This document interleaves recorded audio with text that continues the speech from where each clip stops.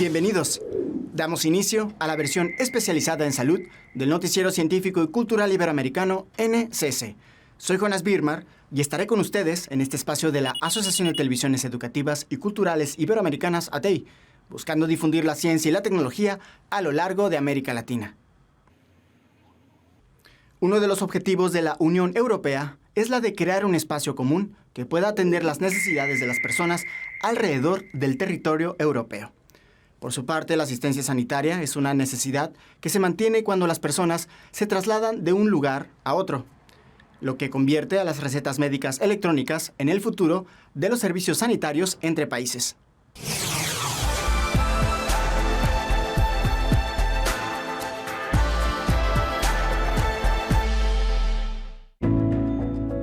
Estonia y Finlandia comparten una estrecha conexión en varios aspectos. Cada año más de 6 millones de pasajeros viajan entre Helsinki y Tallinn. Cuando viajan, los ciudadanos de ambos países tienen la oportunidad de comprar medicamentos sin necesidad de una prescripción impresa y sin preocuparse por la barrera del idioma. Esto es posible gracias a los servicios electrónicos sanitarios transfronterizos, que permiten a los europeos obtener la medicación prescrita por sus médicos en una farmacia de otro Estado miembro. Un proceso sencillo y rápido.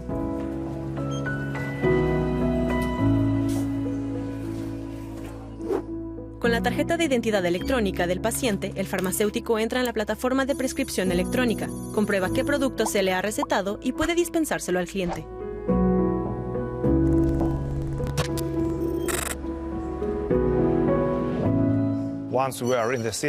Una vez que estamos en el sistema, vemos la lista de las prescripciones hechas para esta persona y el sistema la traduce automáticamente al idioma estonio, así que todo es comprensible para nosotros.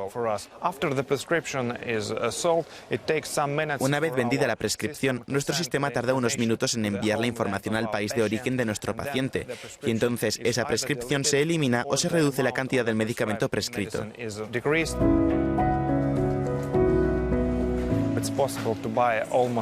Es posible comprar casi todos los medicamentos con prescripción, excepto los psicotrópicos, los estupefacientes y los medicamentos extemporáneos, que se preparan en la farmacia. La agencia TEHIC ha impulsado la implantación de la prescripción electrónica en Estonia y ahora es un caso de estudio útil para el espacio europeo de datos sanitarios. Un importante proyecto lanzado recientemente por la Comisión Europea que utilizará los datos sanitarios de los pacientes para asegurar una atención transfronteriza eficiente, impulsar la investigación y apoyar las políticas sanitarias. La prescripción electrónica se apoya en la infraestructura europea de servicios digitales de salud electrónica, una red que permite la continuidad de la atención a los ciudadanos mientras se desplazan por Europa. Actualmente se están introduciendo dos servicios sanitarios transfronterizos, la prescripción electrónica y la dispensación electrónica. Historiales de pacientes que trataremos en un próximo episodio. Los primeros países que han puesto en marcha la prescripción y la dispensación electrónicas son Estonia, Finlandia, Croacia y Portugal. Los demás países europeos se irán incorporando al sistema en los próximos años.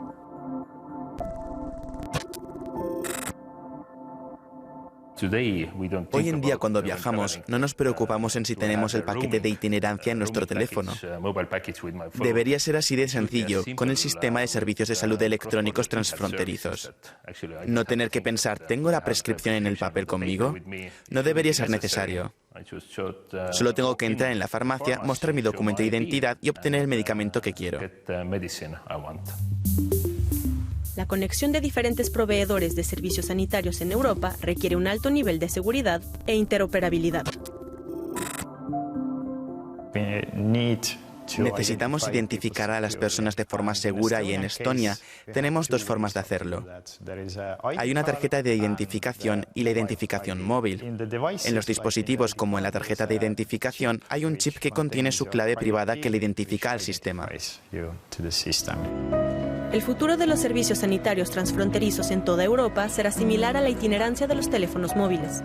Los datos médicos y la prescripción seguirán a los pacientes que viajan al extranjero para garantizar la plena continuidad de la atención y una mejor calidad de tratamiento.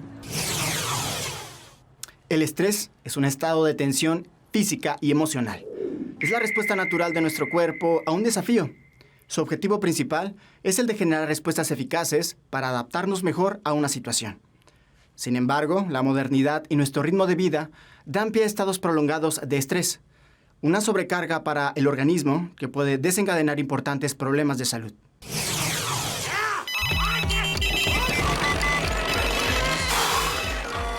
Do you know that feeling? Are you way too stressed too?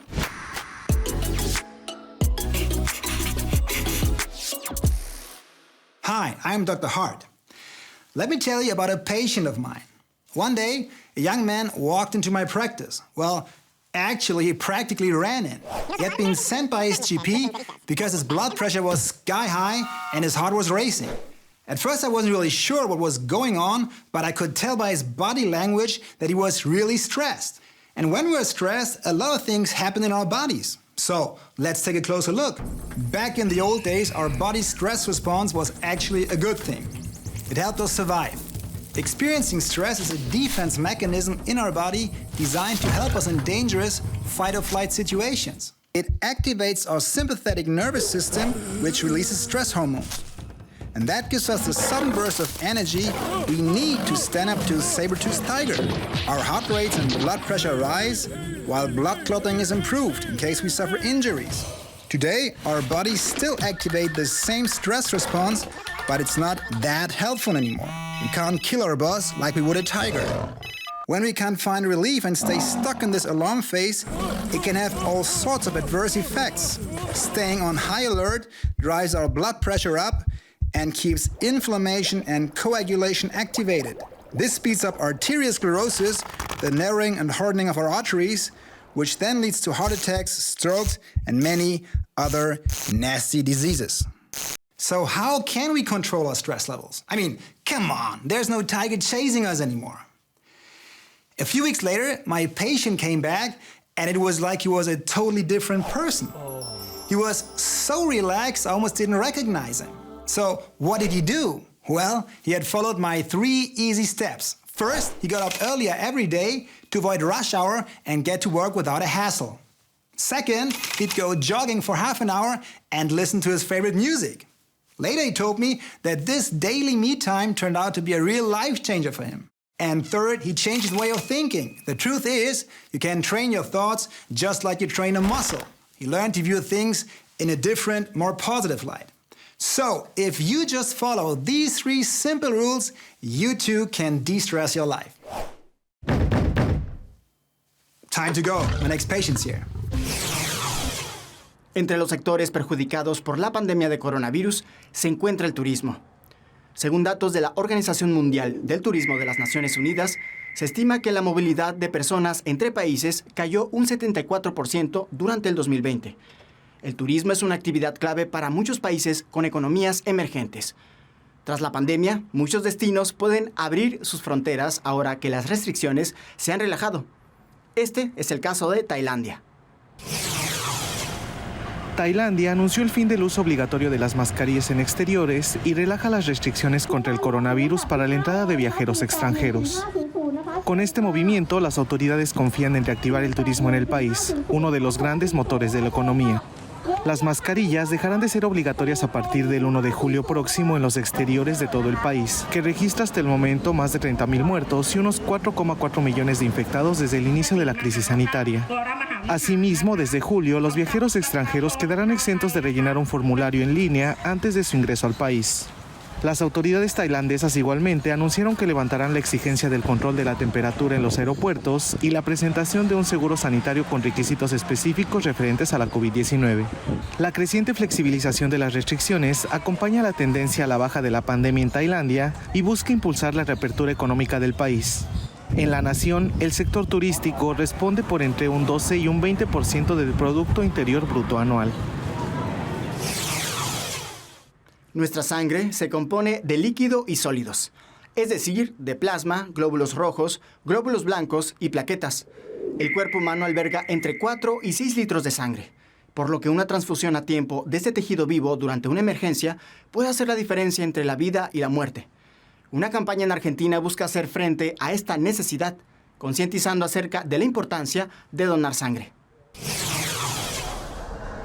Una campaña solidaria promueve la donación de sangre en Argentina, país donde la pandemia del nuevo coronavirus provocó un descenso en el número habitual de donantes, pese a que, según la información oficial, 9 de cada 10 argentinos necesitará en algún momento de su vida una transfusión de sangre para sí mismos o para algún familiar. La ciudad de Buenos Aires, capital de la nación sudamericana, organizó junto con la Red de Medicina Transfusional una jornada de donación voluntaria de sangre en el marco del Día Mundial del Donante de Sangre, que se conmemora cada 14 de junio. Que la sangre no se puede fabricar en forma artificial. Por más esfuerzo que ha realizado la ciencia médica, no ha logrado obtener sangre como todos los seres humanos la necesitamos. Es por eso que solamente el ser humano sano podemos solidariamente ayudar a muchos de los enfermos a recuperar su salud, a poder realizar tratamientos, a poder realizar muchas de las intervenciones y operaciones que son necesarias. La coordinadora lamentó que durante la pandemia de COVID-19 comenzó un descenso muy significativo en todos los bancos de sangre. La donación de sangre ha descendido entre un 50 y un 80% en todos los lugares y por eso es necesario recordar que de otro modo no la podemos obtener. Universidades, empresas, escuelas han vuelto a abrir sus puertas para permitir la donación altruista de sangre, un gesto que se realiza en el marco de estrictos protocolos sanitarios.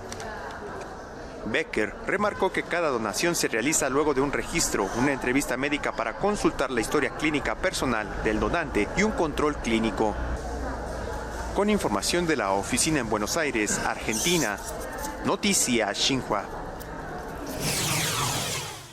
Los invito a ser parte de nuestros canales de WhatsApp y Telegram.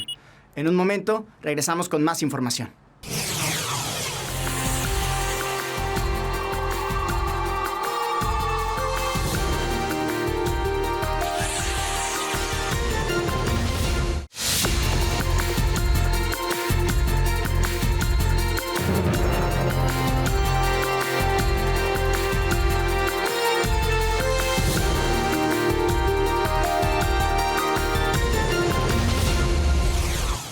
Durante una guerra, un porcentaje importante de víctimas son ciudadanos comunes.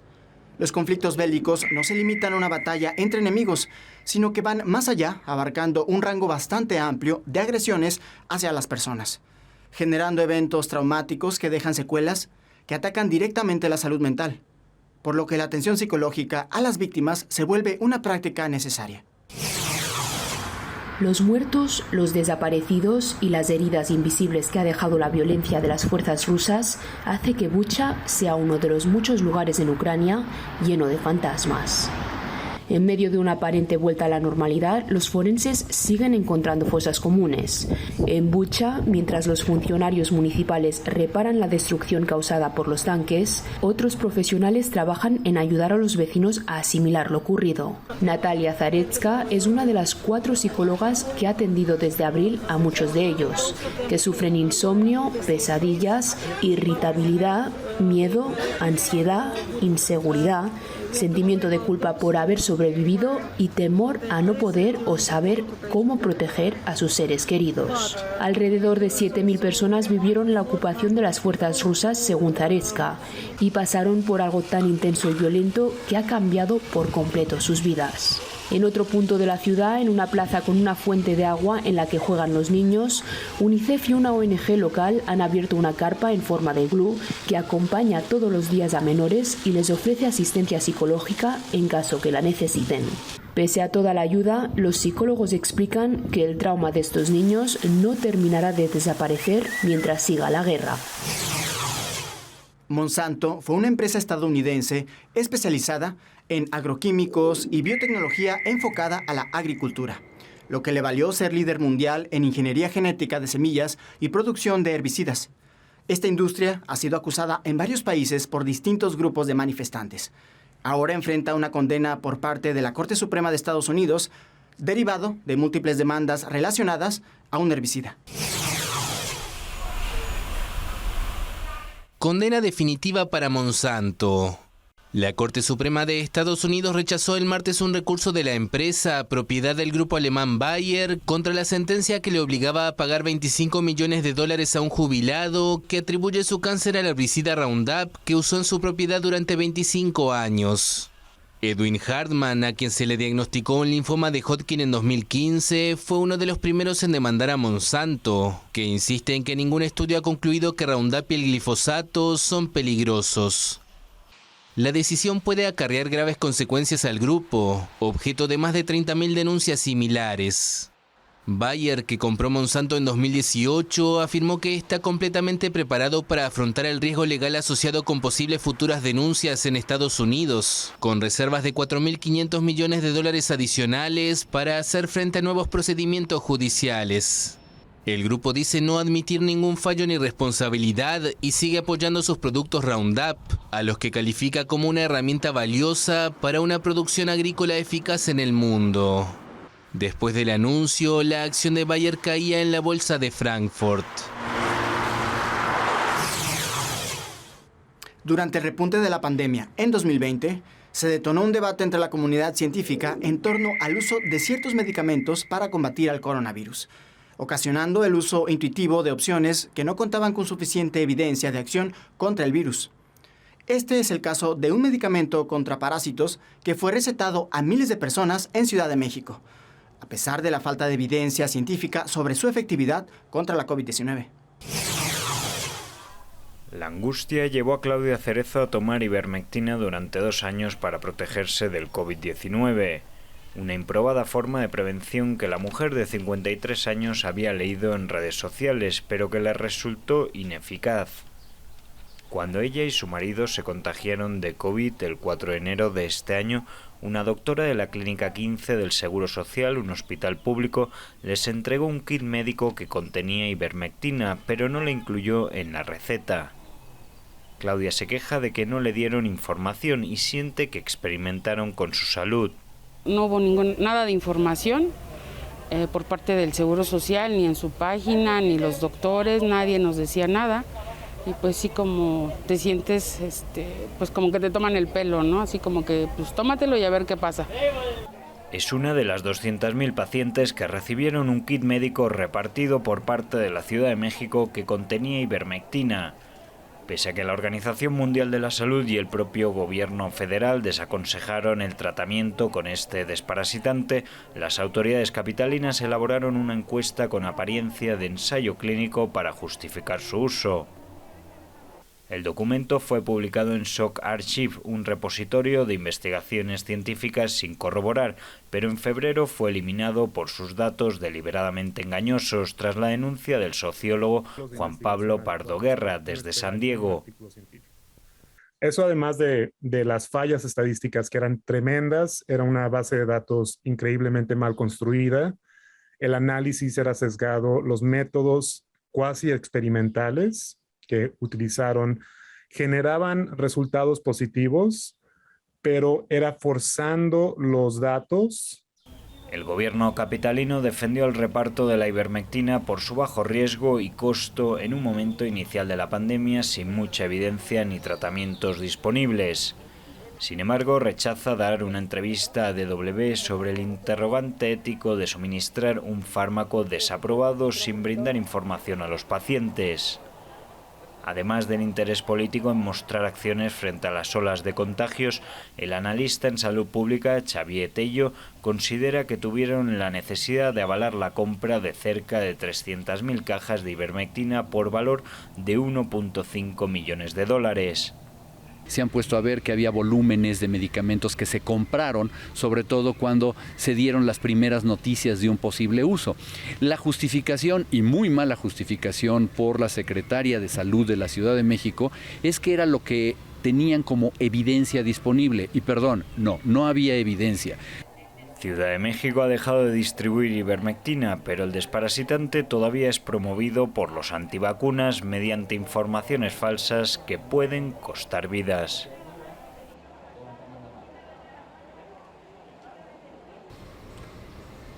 Más de una veintena de países en todo el mundo se han acercado a la ivermectina para tratar el COVID. 10 de estos en América Latina. Perú, Bolivia y Brasil recomendaron su uso al inicio de la pandemia, pero luego algunos lo desaprobaron debido a la falta de evidencias sobre su efectividad.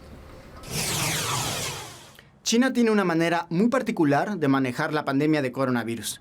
Su estrategia Zero COVID, que busca erradicar el virus del país por completo, mantiene a los ciudadanos bajo medidas muy estrictas, como por ejemplo poder delatar a una persona con signos de COVID-19 y recibir dinero a cambio. Delatar al vecino del que sospecha que ha contraído la COVID y llevarse como recompensa 10.000 yuanes, poco más de 1.400 euros, forma parte de las prácticas que se incentivan en China para cortar la cadena de contagios en el país. Las delaciones alcanzan sobre todo a términos de la China rural, como el condado de Xinyu, en la provincia septentrional de Hebei, vecina de Pekín. Ahí los médicos o farmacéuticos que reporten a personas con síntomas que pueden ser de COVID también pueden recibir la misma cantidad.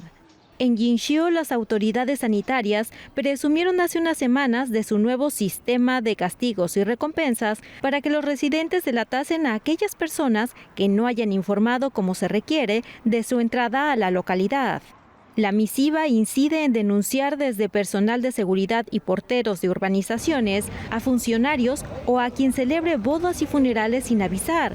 No obstante, para casos como ocultar un itinerario de viaje, se aplica otra legislación de seguridad pública que incluye 10 días de detención administrativa. China, aferrada a una estricta política de cero COVID, lleva más de 3 meses lidiando con rebrotes de la variante Omicron, con el caso más serio ilustrado con el confinamiento de la megalópoli de Shanghái durante más de 2 meses.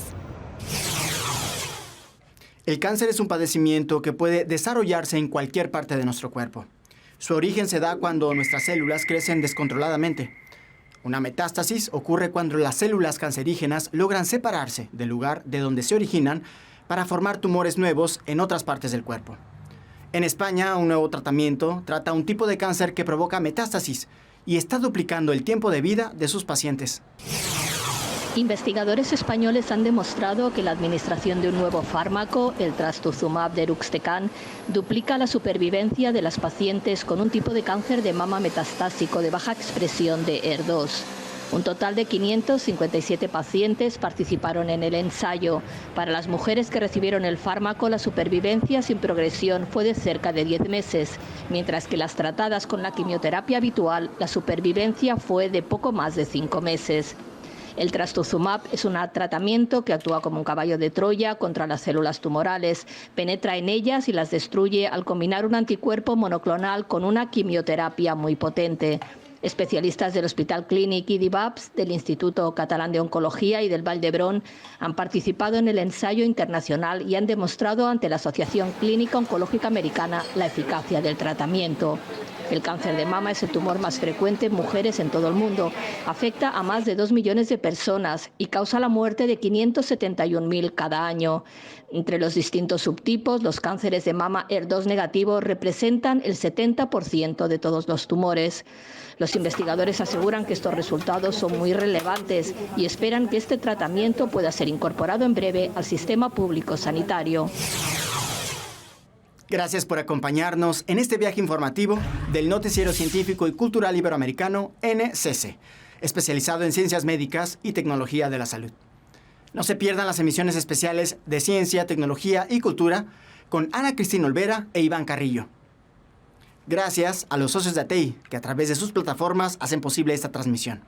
También gracias a las agencias informativas AFP, EFE, Notimex, Xinhua, Euronews y Deutsche Welle. Visite nuestra página noticiasncc.com.